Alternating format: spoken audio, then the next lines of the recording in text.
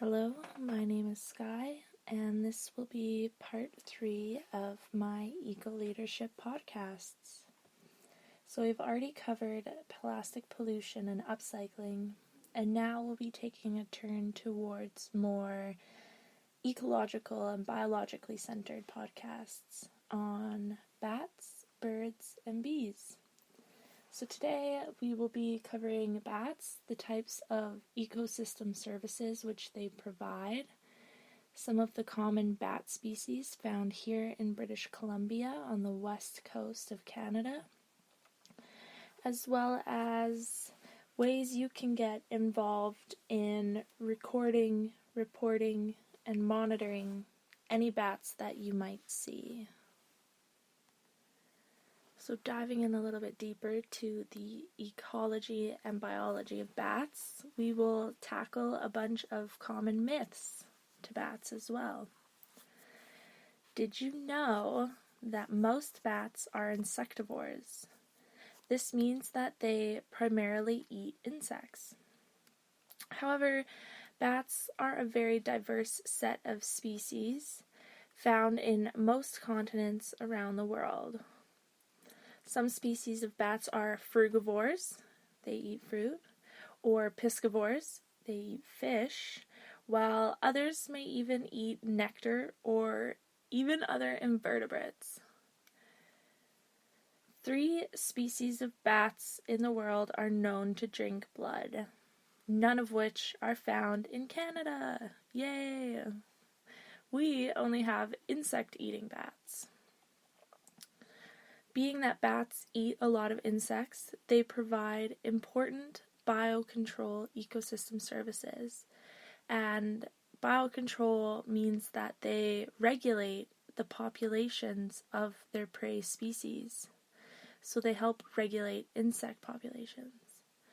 And many of the insects which bats may consume are important agriculture or forestry pests, or just pests in general, like how many people love being eaten alive by mosquitoes? These tiny mammals can consume between 30 to 50% of their body weight in insects in a single night, with pregnant females having been known to consume 100% of their own body weight each night. So next time you head to the cabin, ditch your bug dope and pick up a bat box. Now I bet everyone's heard the saying, blind as a bat. However, this is a common myth, as we now know that bats are not actually blind.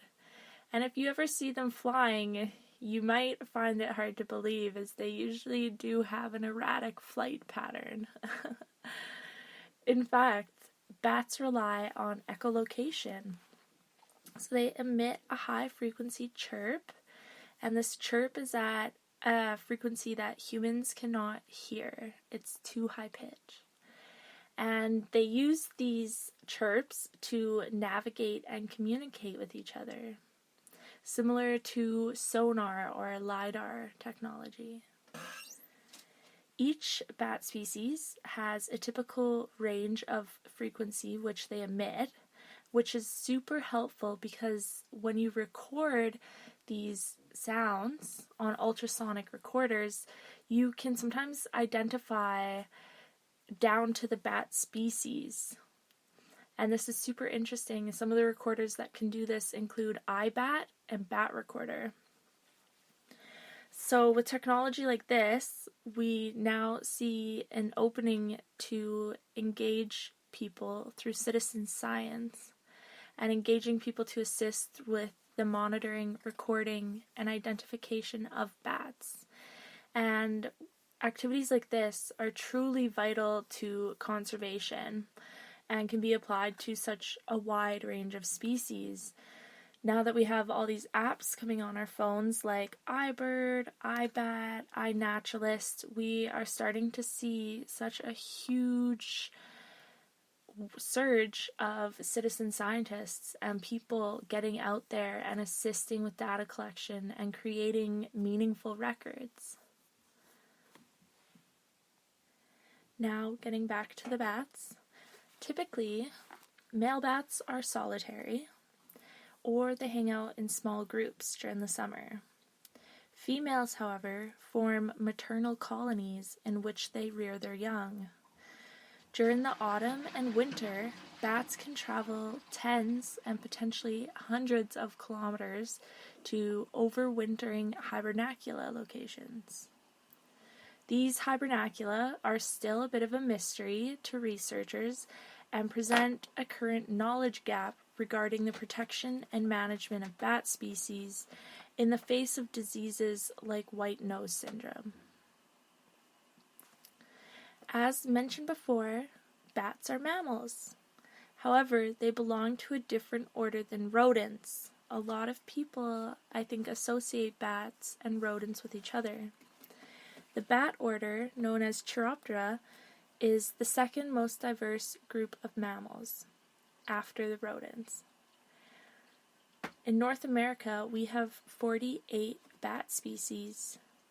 19 of these species are found in Canada, and the province of British Columbia has the greatest diversity of bats amongst all the provinces and territories, by hosting 16 out of 19 species found within Canada. Furthermore, 8 of these 16 species, so half of them, are not found anywhere else in Canada.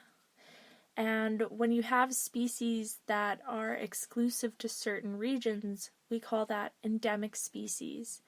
And endemic species in the world of conservation and biodiversity have immense value because they occur in restricted geographic areas.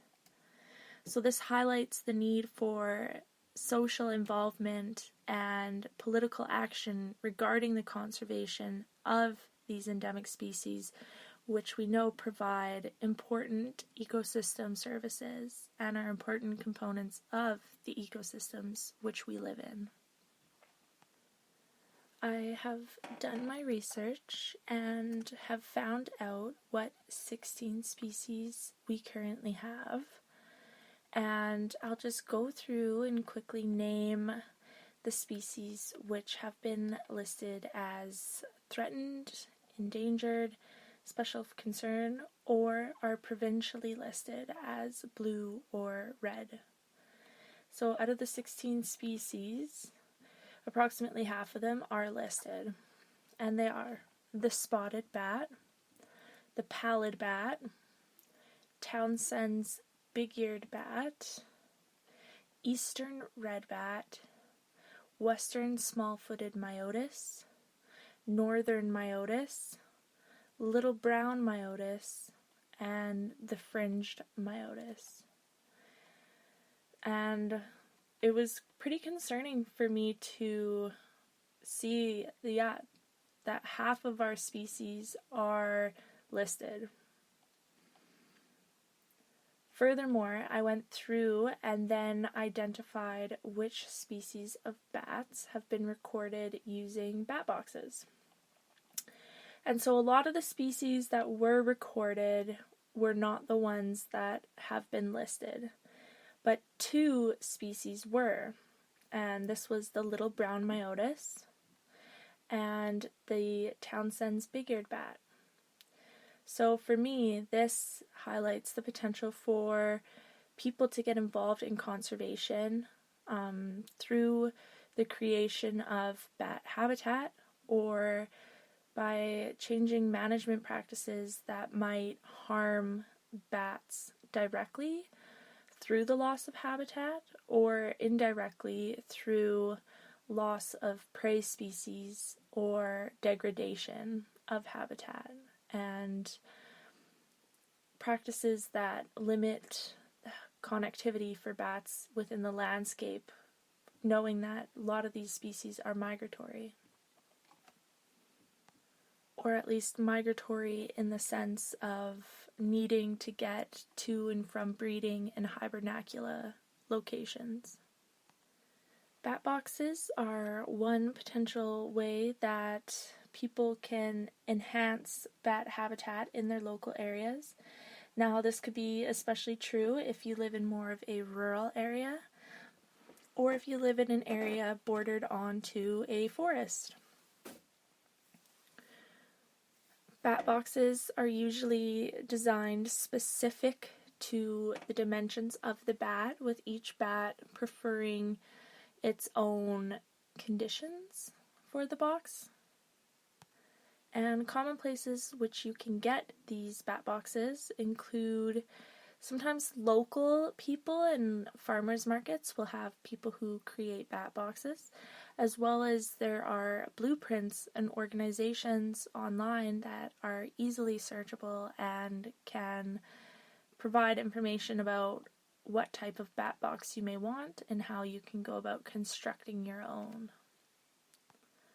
Another common myth about bats is that they only come out at night. And although this may be a general trend, bats have been known to fly about and forage in the daylight. So don't discount whatever's flying around for a bird just yet. Species such as the big brown bat have been observed foraging for insects around riparian and shoreline areas of ponds in broad daylight, and this is thought to perhaps be a response of bats when there have been longer periods of stormy weather, which have otherwise restricted the abilities of the individuals to go out and forage. Now, there are several organizations that focus on better understanding the biology, ecology, and status of bats within Canada and within British Columbia. One such organization, such as the Habitat Acquisition Trust and Bat Habitat Stewards, hold annual surveys in which volunteers can go and collect guano, aka bat poo, and get these samples from beneath known bat roosts. The guano samples can be sent off for genetic analysis to determine what species of bats are living or visited each roost site. This method is safe and is non-invasive, so it's a good way to record species occurrences and helps to better understand bat populations. Some of the known bat colonies are monitored by dedicated bat counters, and these houses can hold multiple species, even. The BC Community Bat Program is another local initiative that will help people who see bats in their houses or have encounters with bats that they just need somebody more certified to come and look and tell them what species it is and what sorts of steps you can take if you think you have a bat problem. They also have a report a bat program where they just like to know if people come across dead bats and if it's possible to take this bat safely and put him in the freezer and then can hand over to the people when they come and collect the bat. Just be careful when you are handling bats because some of them can carry rabies and it's very serious to be bit by a bat. So you always want to give a live bat its space and not grab it, as well as being very cautious if you do find an injured or a dead bat, just to make sure you have safe practices. I have personal experience in Williams Lake volunteering with a local bat biologist. So I went with this biologist to a couple known maternal colonies in and around Williams Lake, and when we would do the surveys, we would first start out by recording environmental data, talking about is the moon showing, what's the percent cloud cover, how much is the wind, what time did the sun set, what temperature is it, and then we would sit down in our little chairs and count bats